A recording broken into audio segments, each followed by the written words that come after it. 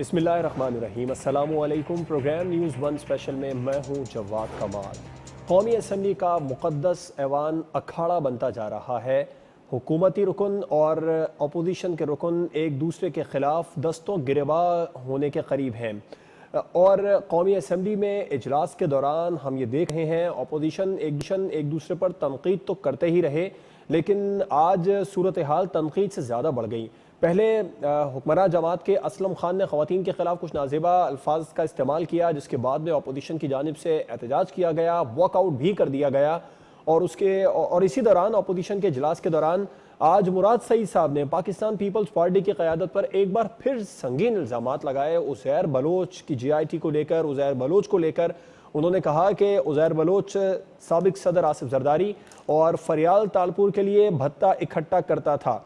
इस दौरान जब वो तकरीर कर रहे थे तो पाकिस्तान पीपल्स पार्टी की रुकन ने कौमी असम्बली डॉक्टर शाजिया सोबिया साहिबा की जानिब से अपना हेडफोन उनकी जानिब फेंका गया। वो मुराद सईद को वो हेडफोन लगा तो नहीं, लेकिन इस तरह की सूरत हाल कौमी असम्बली के ऐवान में देखने को जरूर मिली। उज़ैर बलोच कहता है बत्ता उसूल के लिए मुसल्ला ग्रुप बनाए जो कि बत्ता उसूल करते थे। बत्ता जा रहा है जरदारी के बहन को। उज़ैर बलोच कहता है सर तंग से जुदा किया, उसके ऊपर फुटबॉल खेला, उसकी बेट बनाई, लाशों को आग लगाई, सरपरस्ती आपकी। अवैस मुजफ्फर डब्बी को आसिफ जरदारी के लिए 14 शुगर मिलों पर कब्जे में मदद के लिए इस्तेमाल किया। आसिफ जरदारी के कहने पर बिलावल हाउस में भेजे, जिन्होंने बिलावल हाउस की गर्दनवा में लोगों को हरासा किया और 40 घर खाली करवा स्पीकर साहब। अरकान एक दूसरे के दबा होने के करीब हैं। जो कौमी असम्बली का ऐवान है, यहाँ पर मसाइल के हल के बजाय एक दूसरे पर तुंदो तेज़ तकरीर और बयानात दागे जा रहे हैं। तो मसाइल का हल कौन निकालेगा, ये एक बड़ा और अहम सवालिया निशान है। इसके अलावा प्रोग्राम में हम बात करेंगे अपोजिशन की ऑल पार्टीज़ कॉन्फ्रेंस की। आज मौलाना फजलुर रहमान साहब की जानिब से सिंध में ऑल पार्टीज़ कॉन्फ्रेंस का इनेकाद किया गया और अहम जमातों ने शिरकत की। सिंध की सबसे बड़ी जमात हुक्मरान जमात पाकिस्तान पीपल्स पार्टी ने भी शिरकत की और अहम बात यह है कि हुकूमती इत्तेहादी जमात MQM पाकिस्तान ने भी इस ऑल पार्टीज़ कॉन्फ्रेंस में शिरकत की है। मौलाना फजलुर रहमान ने ऑल पार्टीज़ कॉन्फ्रेंस के बाद जब मीडिया से गुफ्तगू की तो हुकूमत को तनकीद का निशाना बनाया और उन्होंने इशारा दिया कि -1 नहीं, किसी एक शख्स के जाने से नहीं, पूरा ऑटो ही ख़राब है, माइनस ऑल होगा। उन्होंने एक इशारा दिया कि हुकूमत को घर भेजेंगे। वो पहले भी इसी तरह के अज़ाइम, इसी तरह का इरादा रखते थे, लेकिन एक बार पहले वो इस हुकूमत के बरसर इक़्तिदार आने के बाद नाकाम हो चुके हैं। अब एक बार फिर वो अपोजिशन की तमाम जमातों को करने की कोशिश कर रहे हैं। सिंध की APC तो हो गई, वफाक की सतह पर ऑल पार्टीज़ कॉन्फ्रेंस कब होगी? पीपल्स पार्टी और नून लीग इस मामले पर किस हद तक संजीदा है और हुकूमत क्या किसी भी अपोजिशन की जानिब से बड़े सियासी एडवेंचर से निमटने के लिए तैयार है? इस पर बात करेंगे। एक ब्रेक के बाद बाकायदा तौर पर अपने मेहमानों का भी तारुफ करवाऊंगा।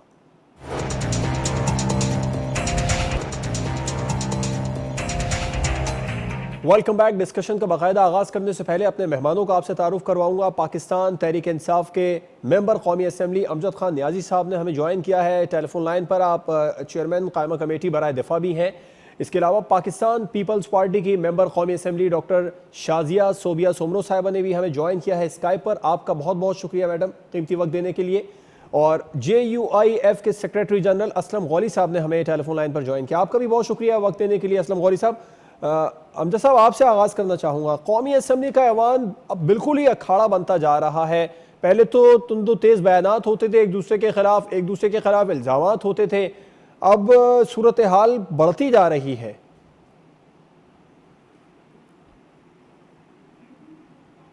नियाजी साहब, आप सुन सकते हैं? हाँ, आपकी आवाज आ रही है। देखिए जी, सर, अरकान जो है वो मसाइल का हल नहीं निकाल पा रहे हैं। देखिए जी, ऐवान ही पूरे पाकिस्तान की आवाज है, विल ऑफ द पीपल है, वॉइस ऑफ द पीपल है और यहाँ पे कानूनी नुकात भी उठाए जाते हैं। लोगों के मसाइल का हल भी इसी ईवान ने ढूंढना है और हम समझते हैं कि ये ईवान एक मुकद्दस ईवान है। इसके अंदर डिबेट होनी चाहिए, फ्रूटफुल डिबेट होनी चाहिए। लोगों को एक दूसरे को सुनना चाहिए, बर्दाश्त करना चाहिए, ताकि ये जो डिबेट जो बाहर आके हम चौराहों पे करते हैं, मीडिया इवन आपके हम टॉक शोज में करेंगे, लेकिन अगर बेहतर ये है कि जहाँ पे आपको रिकॉर्ड है, आपकी आने वाली नस्लें हैं कि हमारे लीडर्स ने या हमारी जो लोगों जो रैप हैं, जो पब्लिक रैप हैं, उन्होंने ईवान के अंदर किस तरीके के साथ बिहेव किया, उनका कॉन्डक्ट कैसा था, और उन्होंने वहाँ पे अपने एरियाज के लिए फिर इश्यूज पे फिर लेजिस्लेशन में उनका किरदार क्या था। तो ये तो आने वाला वक्त हमें जरूर देखेगा, और मैं समझता हूँ हमें इस पे फोकस करना चाहिए। क्वालिटी डिबेट होनी चाहिए। आप इकोनॉमी के ऊपर डिबेट करें, आप देखें, क्रिटिसिज्म करें इवन गवर्नमेंट पे, ये अपोजिशन का भी हक है, गवर्नमेंट का हक है, उनका अपना एक पॉइंट ऑफ व्यू होता है, और हम समझते हैं कि ईवान के अंदर आए, डिबेट करें, सुने। देखिए आज जो कुछ हुआ, देखें मुराद सईद ने कोई ऐसी बात नहीं की, बल्कि उन्होंने तो जेआईटी, जो हमने ये नहीं कहा कि ये जेआईटी गलत है या दूसरी जेआईटी गलत है, मुराद सईद ने तो ये कहा कि जो एतराफी बयान है, कम से कम इसके ऊपर किसी ने भी आज तक ये एतराज नहीं किया कि ये एतराफी बयान जो है वो गलत है। तो बात तो बिल्कुल ठीक है कि जी बिल्कुल हम तो समझते हैं कि ये जो बयान एतराफी है, इस पे फोरेंसिक इसका ऑडिट होना चाहिए, और इस पे भी कमीशन होना चाहिए। मैं समझता हूँ कि तहकीकात होनी चाहिए, अदालती भी हो सकती है, गवर्नमेंट भी कर सकती है कि आया ये जो बयान दिए गए हैं ये कितने हद तक ये ऑथेंटिक हैं, और जो जेआईटी के अंदर आई है ये बयान जो आया है, इसके ऊपर जजा और सजा मिलनी चाहिए, ताकि आगे की तरफ हम बढ़ सके, और ताकि कौम को, मुल्क को पता चले कि जी ठीक है, ने किसका कितना किरदार था, किसका कितना किरदार, इस किरदारी की तो बात की थी डॉक्टर शाजिया सूबिया साहिबा। मुराद सईद साहब ने कि आपकी पार्टी के अहम लोगों का नाम लिया, जरदारी साहब का, फरियाल साहिबा का, कहा इन लोगों को भत्ता देता था उज़ैर बलोच। ये बयान तो काफी दिनों से चल रहे हैं, कोई नया तो नहीं था जिस पर आपको ऐसा क्या हो गया था जो आपने हेडफोन उनकी तरफ दे मारा? थैंक यू जवाब। सबसे पहली बात तो ये है कि जिस तरह से अमजद साहब ने बात की है कि किरदार, अब आप ये देख लें कि मुझे लगता है कि पीटीआई अभी तक उस हैंगओवर से बाहर नहीं आई है जो वो कंटेनर पे लैंग्वेज बोलती थी, या जो जुबान, गैर पार्लिमानी जुबान अपोजिशन में बैठ के बात करती थी, और जो रिएक्शन वो अपोजिशन में बैठ के देते थे, अभी तक उनको यही फील हो रहा है कि वो अपोजिशन में है। देखिए, सबसे पहली बात तो ये होती है कि आप हुकूमत का काम होता है माहौल को संभालना। बल्कि पिछले दिनों में आप देखें कि पिछली कितनी असेंबलीज हो चुकी हैं, लेकिन कभी भी एथिक्स कमेटी बनाने की जरूरत महसूस नहीं हुई। लेकिन पीटीआई की गवर्नमेंट आते ही एथिक्स कमेटी बनाने की जरूरत पड़ गई, क्योंकि इनके अपने डॉक्टर साहब, आप खुद कह रही हैं कि ये लोग कंटेनर की जुबान, गैर पार्लिमानी जुबान, ये सारी बातें ठीक है, एथिक्स कमेटी भी बनी, जबान तक ही था ना। गैर पार्लिमानी एक्ट जो है वो तो आपकी जमात की तरफ से, बल्कि खुद आपकी तरफ से देखने में आया। अगर आप कहें तो मैं वो फुटेज भी दिखा सकता हूँ। बिल्कुल दिखा दीजिए, लेकिन मैं आपको ये क्लियर कर दूं कि वो मैं नहीं हूँ। दूसरी बात ये है कि ये हमारे अच्छा, एक मिनट डॉक्टर साहब, आपने तो बिल्कुल डिनाई कर दिया आप नहीं, तो वो कौन है फिर? नाम तो आप ही का चल रहा है। नहीं जी, वो मैं नहीं हूँ।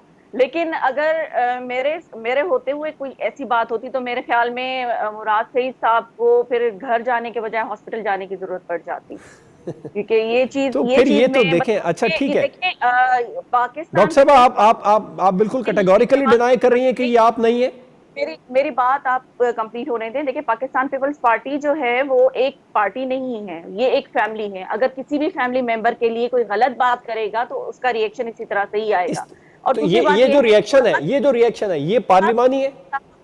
हैं जो अपोजिशन में थे तो चेयर्स पे चढ़ चढ़ के, उठ के और मारते थे, और ये अमजद न्याजी साहब जो हैं, डॉक्टर साहब मैं कता कलामी की माजरत चाहूंगा आपसे, आपने बिल्कुल, अमजद न्याजी साहब वो इंसान हैं जिन्होंने शाहिद खाकान अब्बासी को थप्पड़ मारा था। आप एथिक्स कमेटी या एथिक्स की बातें करते हैं, तो फिर फर्क क्या रह गया? अगर आप इन पर तनकीद कर रहे हैं आप लोग, और खुद भी वही सब करने लग जाएंगे। ये चीजें लाया कौन पार्लियामेंट में? ये चीजें, ये रिवायतें किसने कायम की हैं? देखिए, हमारी जो, अगर आप देखें पाकिस्तान पीपल्स पार्टी की जो गवर्नमेंट थी 2008 से लेकर 2013 तक, इस तरह की कभी भी हरकतें नहीं हुई हैं। ये इन लोगों की वजह से हुआ है जो अभी तक अपने आप को कंटेनर से नीचे नहीं ला सके हैं।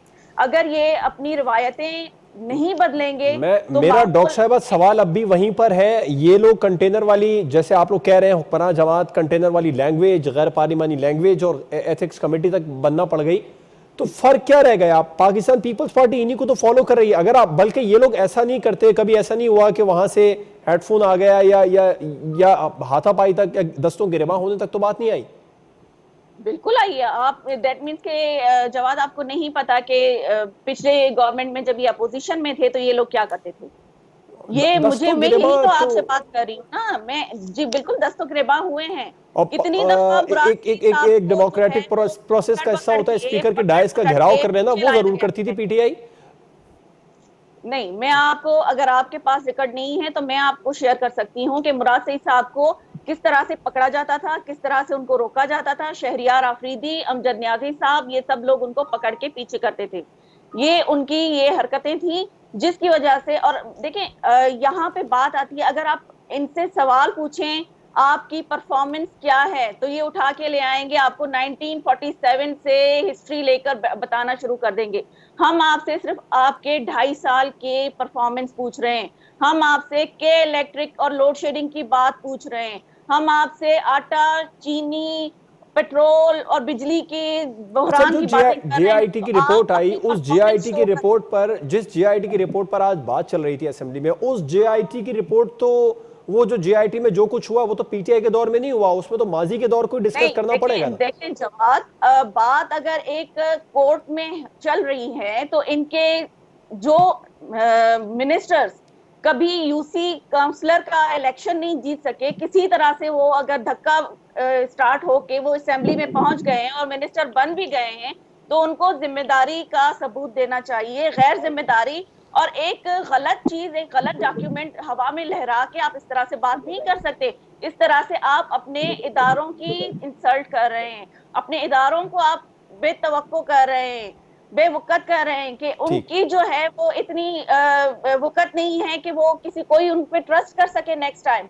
असलम गौरी साहब, ऐवान का तकद्दुस जो है वो पामाल हो रहा है। जेयूआई फे इसी ऐवान, न्याजी साहब मैं कहना चाहूंगा इसमें, न्याजी साहब मैं जरूर आपका पॉइंट लूंगा, जरा असलम गौरी साहब को हम इन्वॉल्व कर लें। मैं आपको पॉइंट, एक मिनट सिर्फ मेरा एक सवाल है। जी जी देखिए, मैं इसके अब उसके बाद इनको बेशक मेरा सवाल ये है कि मुराद सईद ने कोई ऐसी बात नहीं की, ये सब चीजें तो जेआईटी के अंदर ही है और उस पे इतना शोर पड़ा। और हमने कहा भी, मुराद ने कहा भी कि अगर हम आपको ये जो बातें जेआईटी के जो एतराफी बयान है उसमें है, आप बेशक ये उस जेआईटी में जो अली जैदी साहब ने पेश किया है, पीपल्स पार्टी उस जेआईटी को नहीं मान रही है। हाउस बैठा है तो इतना शोर नहीं होने चाहिए। अगर आप सच पे हैं तो फिर आपको किस बात का खौफ है? तो हम लोग सच पे हैं, इसीलिए हम लोगों ने रिएक्ट नहीं किया था। लेकिन आप लोग चीफ के झूठ को सच बनाने की कोशिश ना करें तो ज्यादा बेहतर होगा। दोनों जेआईटी के अंदर मौजूद है।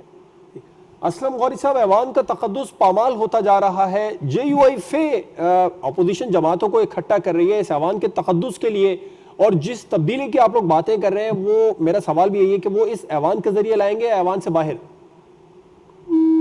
शुक्रिया जनाब। बात यह है कि आप जान रहे हैं तरह के सूरत पूरे मुल्क में तमाशा हो रहा है। जब से ये नई पार्लियामेंट बनी है, जिसे हम सिलेक्टेड पार्लियामेंट कहते हैं, जब से यह इन्हें पता ही नहीं पार्लियामेंट होती क्या है, पार्लियामेंट को चलाना क्या है, ये ट्रेजरी बेंचेस क्या होते हैं। ये हुकूमत का काम होता है, वो अदारे को चलाना, वो सेनेट को चलाए, वो कौमी असम्बली को चलाए, हुकूमती बेंचों का काम होता है। लेकिन यहाँ तो हुकूमती बेंचें खुद ही आके हंगामा मराई करते हैं। ये अभी तक ये ही नहीं सब इनकी समझ में आया कि क्या हम हुकूमत में हैं या अपोजिशन में हैं। अपोजिशन का काम होता है एहतजाज करना, अपोजिशन का काम होता है हंगामा करना, अपोजिशन का काम होता है इनके ऊपर तनकीद करना, इनका काम होता है उसका जवाब देना, उसकी बात को तहम्मुल से सुनना। लेकिन यहाँ तो माहौल खुद खराब करते हैं आके, ये खुद ऐसे मसाइल पैदा करते हैं कि वहां पर अपोजिशन टैक्स में आ जाए और मामला बिगड़ जाए। और यही वजह है, आप 2 साल का रिकॉर्ड उठा लें, 1947 से लेके आज तक 70 साल के रिकॉर्ड में इससे बदतर रिकॉर्ड पार्लियामेंट का किसी दौर में नहीं बना है जो इस 2 साल में बना है। और उसकी मेन वजह यही है कि ऐसे लोग पार्लियामेंट में पहुंच गए जिन्हें पता ही नहीं पार्लियामेंट होती क्या है। वो जो कंटेनर पे खड़े होके गाली गलोच की जुबान पार्लियामेंट में तो ये लोग पहले भी थे, इख्तियार में आप कह सकते पार्लियामेंट का तकद्दुस क्या है, पार्लियामेंट चीज क्या है। जिन लोगों से गौरी साहब, जिन लोगों से खास गिला है अपोजिशन का, वो लोग ऐवान में पहले भी थे। कभी उस पर इल्जाम लगा दिया, कभी उसको बुरा भला कह दिया और टाइम पूरा किया और घर चले गए। और कौम मर रही है, कौम रो रही है, महंगाई में मत मारी हुई है, चीनी माफिया खा के इन्होंने खुद जहाज पे चढ़ा के मुल्क से बाहर भेज दिया है, लोगों की बुरी हालत है, हजारों लाखों लोग बेरोजगार हो गए। ये रोज निकाल रहे हैं, कभी स्टील मिल बंद कर रहे हैं, कभी अब पीआईए का बेड़ा गर्क करने पे जा रहे हैं। इनको होश ही नहीं है, वक्त लोग हैं। ये पार्लियामेंट के अंदर वक्त गुजारने के लिए हंगामा खुद बचवाते हैं और उसके बाद कहते हैं अपोजिशन ने किया। भाई आपका काम पार्लियामेंट चलाना है मेरे भाई, आपका काम हंगामा करना नहीं है। आपने तो अपोजिशन अगर हंगामा करती है तो आपने उनको समझाना है, बिठाना है, चलाना है। आप गवर्नमेंट में हैं, लेकिन ये बेचारे अभी तक अपने आपको गवर्नमेंट में ठीक। आपका पॉइंट है गौरी साहब, मुझे ब्रेक पर जाना है और ब्रेक के बाद हम बात करेंगे। अरकान एक दूसरे से एक तो गिरेबान रहेंगे या एक दूसरे के खिलाफ तुंदो तेज बयान देते रहेंगे, मसाइल का हल कब निकालेंगे, और जो आज ऑल पार्टीज कॉन्फ्रेंस हुई है कराची में, इस पर भी बात करेंगे, और वफाक की सतह पर ऑल पार्टीज कॉन्फ्रेंस कब होगी। एक ब्रेक के बाद इस पर बात करेंगे।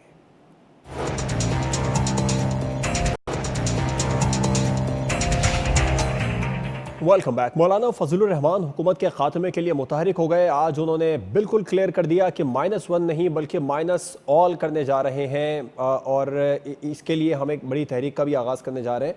असलम गौरी साहब से मैं पहले इसी मामले पर बात करना चाहूँगा। गौरी साहब, APC में हुआ है फैसला हुकूमत के खात्मे का? अगर हुआ है तो फिर किस तरीके से आप इस मामले को आगे बढ़ाएंगे, क्या तरीक़ाकार इख्तियार किया जाए? APC एक तरीका होता है, APC में तमाम जमातों को इकट्ठा करके किसी एक रेजोल्यूशन पे जाने का और सबको एक चीज पे लाने का। अब सिंध में सूरत हाल ये है कि जो मरकज में अपोजिशन में पार्टियां हैं, वो सिंध में हुकूमत में पार्टियां हैं, और जो सिंध में हुकूमती पार्टी है वो मरकज में अपोजिशन। उल्टा है यहाँ पर, बाकी तीनों सूबों में कुछ और चीज है, यहाँ और है। यहाँ जो अपोजिशन कर रहे सूबे में वो सारे मरकज में इत्तेहादी है जी। तो अब सूरत ये है कि यहाँ पर इन हालात में हमने एक ऑल पार्टीज की, और ऑल पार्टीज हमारे अल्हम्दुलिल्लाह आज सुबह सिंध में तमाम सियासी पार्टियां आई हैं, और उसमें मजहबी पार्टियां भी थी, उसमें कॉम्प्रेस पार्टियां भी थी, उसमें सियासी पार्टियां तमाम की तमाम थी, और तकरीबन कोई 20 के करीब पार्टियों ने अटेंड किया उसको। और उसमें मजेदार बात यह है कि जो मरकज के इत्तेहादी हैं वो भी मौजूद थे, जो सूबे के इक़्तिदार में है वो भी मौजूद थे। तो एक एजेंडे पर सब मुत्तफिक हो गए? जी हाँ, एजेंडा ये था कि 18वीं आईनी तरमीम के बारे में कोई अमेंडमेंट ना की जाए। ये हमारा पहला एजेंडा था कि 18वीं आईनी तरमीम जो है वो मिनो एंड रहनी चाहिए। अगर गौरी साहब सब मुत्तफिक हो गए तो MQM पाकिस्तान ने आज एलामिया पर दस्तखत क्यों नहीं किए? जी मैं बताता हूँ। तो उन्होंने इस पे कोई एतराज नहीं, उनको 18वीं तरमीम रहनी चाहिए, 18वीं तरमीम रहनी चाहिए, और 18वीं तरमीम को मनोअन अमल होना चाहिए। बल्कि उन्होंने इसमें तरमीम करवाई कि इसको 18वीं तरमीम के जो असरात सूबों को मिले हैं, इनको आगे इजला और की सतह पर और तहसील की सतह पर बल्दियात तक भी जाना चाहिए। ये उनकी तरमीम थी जी। लेकिन इसमें कुछ ऐसे जुमले थे जो बाकी इत्तेहादी पर तकरीबन सारी की सारी 19 पार्टियों ने जिन पे एग्री किया, जिसपे उन्होंने कहा कि चूंकि हम इत्तेहादी पार्टी हैं इसलिए ये मुनासिब नहीं है, जिसमें यह था कि ये हुकूमती नाअहली है, जिसमें कुछ इस तरह के जुमले सख्त थे, जिसपे उन्होंने कहा कि हम इसके साथ हैं। जो उन्होंने अपने हाथ से लिख के आबर खान साहब ने हमें दी है वो मेरे पास मौजूद है, जिसमें उन्होंने लिखा है कि आईनी 18वीं तरमीम रहनी चाहिए। सिर्फ उसकी तहरीर के ऊपर इख्तलाफ था और उसमें कोई ऐसी बात नहीं है। और दूसरी चीज नहीं, कहीं इख्तलाफ पाकिस्तान पीपल्स पार्टी तो नहीं किया जब उन्होंने ये लिखा कि बल्दियात तक भी मामला आना चाहिए? नहीं, पीपल्स पार्टी ने नहीं किया। पीपल्स पार्टी ने बिल्कुल इख्तलाफ नहीं किया। PSP का भी यही मौक़िफ़ था, उन्होंने भी कोई इख्तलाफ नहीं किया। सारी पार्टियां मुत्तफिक थी। सिर्फ इसमें कुछ ऐसे जुमले थे जिनको MQM चाह रही थी कि इस अंदाज में ना लिखा जाए, जिस अंदाज में कि कौमी यकीनती के खिलाफ एक साजिश है, समझे ना। उन्होंने कहा यह तो यार साजिश, हम तो खुद हुकूमत में बैठे हुए हैं।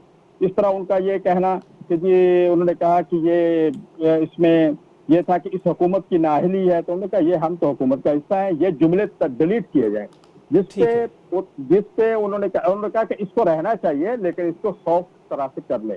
लेकिन उस वक्त तक ये तकरीबन मंजूर हो गई थी और सारी पार्टियों ने इस पर दस्तखत कर चुकी है, सारी पार्टियों ने दस्तखत कर मंजूर होगी। तो फिर उन्होंने कहा कि हमें 18वीं तरमीम के साथ खड़े हैं, हम 18वीं तरमीम के खिलाफ नहीं है। और हम चाहते हैं इसमें मिलियन अमल होना चाहिए, इसको बल्दियात तक आना चाहिए। लेकिन इसके जो अंदाज लिखने के अंदाज है उसमें खिलाफ है। डॉक्टर साहब, बात सिंध में तो पाकिस्तान पीपल्स पार्टी हर तहरीक में फजलुर रहमान साहब के साथ खड़ी है। ये इस बात का तो आज शहरी रहमान साहबा ने एपीसी में कह दिया। वफाक की सतह पर भी एक एपीसी होने जा रही है जो पाकिस्तान मुस्लिम लीग नून जिसको करवाएगी। उस हवाले से क्या होगा? आप लोग मिलकर बैठ रहे हैं, इत्तेफाक एक पेज पर आने वाले हैं, या उस एपीसी का अभी दूर दूर तक कोई नामो निशान नहीं है? देखिए, ये जमीयत उलमा इस्लाम ने फैसला किया था अपने मजलिस आमला में कि हम वारी साहब आपका पॉइंट है, ये सवाल डॉक्टर शादिया सोबिया साहिबा के लिए था। पाकिस्तान पीपल्स पार्टी किस हद तक वफाक में पाकिस्तान मुस्लिम लीग नून के साथ बैठने जा रही है? क्योंकि उस एपीसी के बारे में भी सुन रहे हैं, वो कब होगी या खबरों तक ही रहेगी? देखिए, जो बात जैसे आपने बताया है और शहरी रहमान साहिबा ने इस चीज को इंडोर्स किया है कि हम लोग हर उस तहरीक में मौलाना फजल रहमान साहब के साथ हैं। तो देखिए, यहाँ पे हमने अगर इस नाकाम नाअहल और सिलेक्टेड गवर्नमेंट को हटाना है तो फिर अपोजिशन को यूनाइट होना है। और पहले भी अपोजिशन में कोई तफरीक नहीं है, अपोजिशन एक है। और अगर एक है तो मौलाना फजलुर रहमान साहब इस एपीसी से पहले ये गिला करते नजर आए हैं कि अपोजिशन की दो बड़ी जमातें हमारे साथ ताउन नहीं कर रही जैसा ताउन उन्हें करना चाहिए था। इस एपीसी से पहले की बात कर रहा हूं। नहीं कर रही होती तो आज कराची मैं आज से पहले की बात कर रहा हूं। मैं यही कह रही हूँ, वो पहले की बात थी। लेकिन अगर ऐसी कोई बात होती तो आज एपीसी में सब लोग इकट्ठे नहीं होते। ठीक। और इंशाल्लाह अब जो एपीसी होने जाएगी फेडरल में, वो भी आप देखेंगे। वो कब होगी, कुछ बता सकती हैं आप? अभी वो सारी चीजें, जैसे अभी गौरी साहब ने कहा है कि अभी कुछ पॉइंट्स हैं जो डिस्कशन के अंडर हैं, वो जब कंसीडर हो जाएंगे तो इंशाल्लाह बहुत जल्द अनाउंस कर दिया जाएगा। अमजद नियाजी साहब, बड़ा इत्तेहाद एक बार फिर से बन गया आप लोगों के खिलाफ। हुकूमत तैयार है? हुकूमत ने नजर रखी है मुलाकातों पर जो अपोजिशन कर रही है? देखें, ये तो इनका इत्तेहाद अगर आप गौर करें तो सीओडी के बाद से ये एक स्टेटस को की जितनी भी पार्टीज है, मुल्क की जो सियासत है, ये आज से नहीं, ये आज से अगर आप देखें कि मुशर्रफ दौर से ये चली आ रही है और ये चलते रहेंगे, क्योंकि इनके मफादात हैं एक दूसरे को प्रोटेक्ट करना, एनआरओ देना, कभी मेरी बारी कभी तेरी बारी, ये बारी बारी जो है ये इनका लगा रहेगा। और उसकी वजह है कि जैसे आप देखें, अगर खान साहब ने पिछले दिनों असेंबली के जब बजट सेशन चल रहा था तो उन्होंने एक बात बड़ा वाज़े पैगाम दिया कि वो लोग जो करप्शन की पॉलिटिक्स करते रहे, स्टेटस को की पॉलिटिक्स करते रहेंगे, वो हमारे अगेंस्ट खड़े होंगे। ये कौम को पता है, ये समझते हैं कि हम कौम को कोई जो है कोई नया लिबादा दे के जो है वो सामने पेश करेंगे पीछे से चोर दरवाजे से। लेकिन कौम बखूबी जानते हैं कि वो चेहरे हैं जिन्होंने मुल्क के जितने भी इदारे हैं उनका दिवालिया निकाल दिया, और जो ये बातें करते हैं, कभी कभी तंज भी करते हैं। अगर इनको मैं वो कहते हैं ना कि अल्लाह मेरा याद माजी जो है ना वो मुझसे छीन ले, तो मुझे कभी कभी वो डैडी की भी आवाजें आती हैं जो मेरे कानों में घुलती रही हैं। और वो लोग जो बहुत आप माजी में बहुत पीछे चले गए। अच्छा, देखिए वो मुझे वो आवाज भी आ रही है जिसे फैसल मस्जिद में खड़े होके जो कहा करते थे कि रूहानी बाप है। तो पहले सबसे पहले हर एक पार्टी को अपनी पैदाइश पे गौर करना चाहिए। अल्लाह ताला कुरान के अंदर कहता है कि ऐ इंसान अपनी पैदाइश पे गौर कर। तो सबसे मैं इनके लिए यही कहूंगा कि ये अपनी पैदाइश पे गौर करें और अपने गिरेबान में झांके कि ये कहाँ खड़े हैं और क्या इन्होंने मुल्क, जो इनकी कॉम्पिटेंट टीम है, आज भी मैं कहता हूँ इनकी कॉम्पिटेंट टीम ने स्टील मिल के साथ क्या किया, पीआईए दुनिया की नंबर 1 सर, ये सारी बातें बिल्कुल आप ठीक कह रहे हैं। आप लोग देखें, हम जब हकायक के साथ बात करती हैं तो ये चीख न चलाना। नियाजी साहब, विरसे में मिले मसाइल का हल ढूंढने के लिए ही तो आप लोग आए हैं। अगर आप लोग ये कहते हैं मसाइल विरसे में मिले हैं तो इनका हल निकालें। इनका गंद जो है, जिनका डाले हुए गंद को साफ करने पे लगे हैं, इनके माजी के और इनके वो गंद साफ करने पे लगे हैं जिनका कौम सोच भी नहीं सकती, और कौम को उस हालत में छोड़ गए हैं कि खुदा मतलब इनसे पूछेगा, जरूर पूछेगा दिन क़यामत के कि आपने उस कौम के साथ जुल्म किया जो जिस कौम को ला इलाहा इल्लल्लाह मोहम्मद रसूलुल्लाह की बुनियाद पे ये पाकिस्तान मिला था और पाकिस्तान बिल्कुल ठीक है, आपका पॉइंट है। मुझे ब्रेक पर जाना है, उसके बाद डॉक्टर शाजिया सोबिया सोमरो की साहिबा की जानिब आपने सवाल छोड़ा है पाकिस्तान पीपल्स पार्टी के बनने से पहले की कुछ बातें याद करा दी।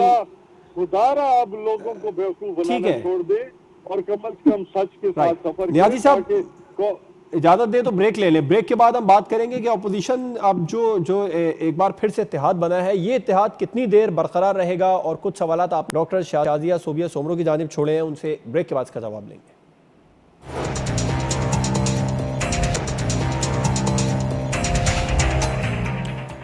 Welcome back. अपोजिशन एपीसी कर रही है, मुत्तहिद नजर आ रही है, लेकिन ये इत्तेहाद कब तक बरकरार रहेगा डॉक्टर शाजिया सोबिया साहिबा? सबसे पहली बात तो ये है कि जवाद अभी न्याजी साहब ने बात की माजी की, तो मैं कहूंगी कि ये शेर आप अपने प्राइम मिनिस्टर साहब को, जो पीटीआई के सिर्फ प्राइम मिनिस्टर हैं, उनको अगर आप डेडिकेट करते तो ज्यादा बेहतर है। क्योंकि अगर उनके बयानात उठा के और कंटेनर की स्पीचेस उठा के देखा जाए तो एनआरओ किसने लिया था? मुशर्रफ के दौर में एनआरओ लेके कौन आया था? सबसे पहली बात तो ये है। दूसरी बात, इनको अगर और थोड़ा सा माजी में याद किसने लिया था एनआरओ मुशर्रफ दौर में? पाकिस्तान पीपल्स पार्टी ने नहीं लिया था? मेरे ख्याल में इमरान खान साहब ने भी लिया था। उन्होंने भी लिया था, तो आप तो उस बात पर उनकी के नहीं, हमारा वो तो सब नहीं लिया था, बिल्कुल हमारा तो है ही नहीं। दूसरी बात यह है कि इनको थोड़ा सा मैं और याद दिला दूं कि जनरल न्याजी को भी ये भूल रहे हैं शायद, तो एक जनरल न्याजी भी थे, तो उनको भी थोड़ा सा याद कर लें। याद माजी अजाब यारब, ये तो बहुत ज्यादा अपने उनसे पीटीआई का ताल्लुक, डॉक्टर साहब जनरल न्याजी से पीटीआई का ताल्लुक बिल्कुल ऐसा ही न्याजी था जिसने मुल्क तोड़ा था। नहीं, पीटीआई से उसका तो कोई ताल्लुक नहीं है ना। ये जो न्याजी साहब ने पॉइंट उठाए थे, मैं सिर्फ ये बात उनको याद दिलाने के लिए कर रही हूँ कि वो 1947 तक चले जाते हैं ना, थोड़ा करीब भी मैं उनको ले आती हूँ। और दूसरा ये है कि अगर आप बात कर रहे हैं कि हमने कोई एनआरओ लेना है या हम छुप रहे हैं, देखिए बात यहाँ पर आती है कि पीटीआई जो है वो एक प्रोपेगेंडा मशीन है। अपनी इनकॉम्पिटेंसी छुपाने के लिए वो कुछ भी कर सकते हैं, किसी को पर्सनल अटैक भी कर सकते हैं, किसी की इज्जत जो है वो बीच सड़क में भी ले आ सकते हैं। और जब नैब की हवाएं इनकी तरफ मुड़ने लगती हैं तो नैब के चेयरमैन की वीडियोस भी आ जाती हैं और फिर वो हवाएं जो है अपोजिशन को टारगेट करने लगती हैं और अपोजिशन के हर बंदे को वो टारगेट करती हैं। आप मुझे ये बता दीजिए, टाइम शॉर्ट है थोड़ा सा, अपोजिशन का हालिया इत्तेहाद। बिल्कुल मेरा ये पॉइंट आप देख लीजिए कि 10 महीने से खुर्शीद शाह साहब सच बोलने की सजा भुगत रहे हैं। वो खुर्शीद शाह साहब हैं जो इनको कंटेनर से पार्लियामेंट में लाए थे। यहाँ पे हजरत अली का कॉल मुझे याद आ रहा है कि एहसान, किसी पे एहसान करो तो उसके शर से डरो। और खुर्शीद शाह साहब इनको कंटेनर से लेकर पार्लियामेंट में लाए थे। पार्लियामेंट की रिवायात सिखाने के लिए लाए थे। उनको नहीं पता था कि ये इस तरह के लोग। ठीक है, आपका पॉइंट है। न्याजी साहब, ऑपोजिशन मुत्तहिद है, ऑपोजिशन की सफों में दरार डालने के लिए हुकूमत क्या करने जा रही है? पहले तो जवाब में ये कहना चाहूंगा कि हम और तुम इधर हम के नारा जो लगाया सर, गया इसको था, इस बात को जाने में वो न्याजी साहब को भी आपसे जोड़ लेंगे डॉक्टर साहबा, इस तरीके से इधर तुम इधर हम। और दूसरा मैं ये कहना, ये दूसरा मैं जवाब ये कहना, मैंने सोबत साहब आपको बड़े हौसले के साथ सुने, आराम के साथ मेरे ख्याल में। तो दूसरी बात ये है कि ये मैंने पहले भी आपको कहा कि ये डे 1 से इकट्ठे हैं। इनका एजेंडा ये की है, इनका एजेंडा लूटमारी है, इनका एजेंडा एक दूसरे को तहफ़्फ़ुज़ देना है। आप इनकी पुरानी अगर जितनी भी वो देखें, कभी जबान काटी गई, कभी सड़कों पे गए, घसीटा गया, कभी कहा गया कि ये। न्याजी साहब, अगर आप ये कह रहे हैं कि ये डे 1 से इकट्ठे हैं, तो शायद आप भी लाइल्म हैं। सदारती इंतखाबात हो, सेनेट में आई तहरीक हो, या जिस तरह अभी बजट का मामला सामने आया, हमने तो कभी ना सपोर्ट किया इनको। हम तो अपने नजरिए के साथ खड़े हैं और खड़े रहेंगे कि करप्शन का खात्मा करना है, तभी इस मुल्क की इकॉनमी ने ऊपर आगे आना है। एनआरओ नहीं देना, ये जो 7-8 बंदे हैं एनआरओ मांगते हैं, हम एनआरओ नहीं देंगे। लेकिन देंगे। जहाज में ये भर के जितने मर्जी अपने में लोगों को इकट्ठे हो बाहर जाएं, भेजना है, ये पहले मैंने कहा कि ये इकट्ठे हैं, इकट्ठे रहेंगे, इनका मफाद एक है। गौरी साहब, गौरी साहब, लुटो फजलुर रहमान साहब ने और पहले फुटो। भी बड़ी कोशिश की थी ऑपोजिशन को मुत्तहिद रखने की, वो लेकिन नताइज कुछ उसके बरक नजर आए। इस बार वो मुत्तहिद रख पाएंगे जो आखिरी फाइनल शॉट होगा उसके लिए? मेरे भाई बात सुने मेरे भाई। बात ये है कि अपोजिशन पार्टियां इकट्ठी होती हैं और उनका एक एजेंडा होता है, किसी मकसद के लिए इकट्ठी होती हैं। इन्होंने हमें मौका बहुत माशाल्लाह बहुत दे दिए हैं। न्याय साहब को अल्लाह खुश रखे, जो 100 साल पहले की कहानियां सुना रहे हैं। इनको पता नहीं जहांगीर तरीन किसकी पार्टी में था, इनको पता नहीं खुसरो बख्तियार कौन था, इनको पता नहीं अद्वियात का स्कैंडल किसने किया, इनको पता नहीं रातों रात 25 रुपए पेट्रोल किसने बढ़ाया। चोर तो सामने बैठे हुए हैं, ये कह रहे हैं 100 साल पहले फला चोर था, 20 साल पहले फला चोर था, 40 साल पहले चोर फला को एनआरओ नहीं देगा। वो एनआरओ जहांगीर तरीन को किसने बाहर भेजा? मैंने भेजा है, जमीयत उलमा इस्लाम ने भेजा है, पीपल्स पार्टी ने भेजा है।